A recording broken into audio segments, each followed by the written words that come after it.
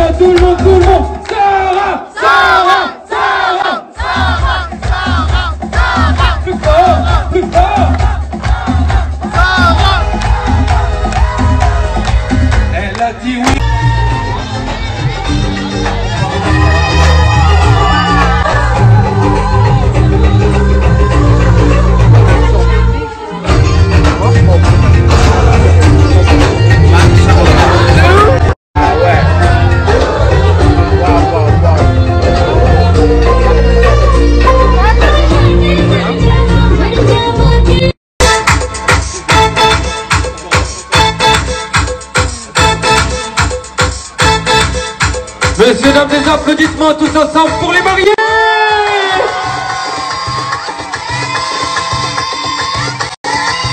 Et les yo-yo.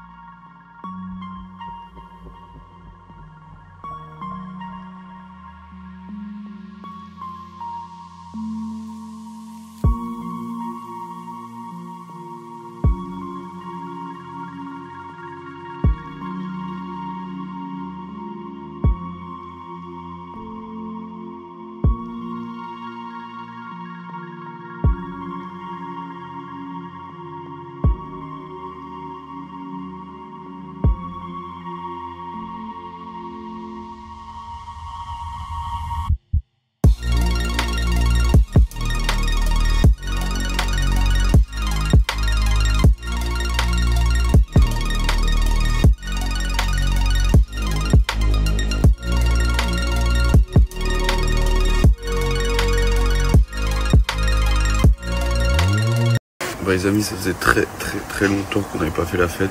Enfin, surtout pour moi que j'avais pas fait la fête. Après avoir fait tout mon café ce matin, on se réveille tout doucement. On a le sport aujourd'hui, on a des petits travaux à la maison pour finir la chambre où la petite va dormir. Bah, les amis, désolé, tout à l'heure je vous parlais, ça a coupé, trop de trucs à faire. Là c'est la course. Je vous parlerai du mariage de Sarah et Ahmed tout à l'heure. C'était juste génial. Franchement, encore félicitations à eux. Parce que l'organisation, leur famille et tout, c'est ici. Vraiment, j'oublierai jamais. C'était un super moment, une superbe fête. Voilà, vous méritez ce qui vous arrive les copains.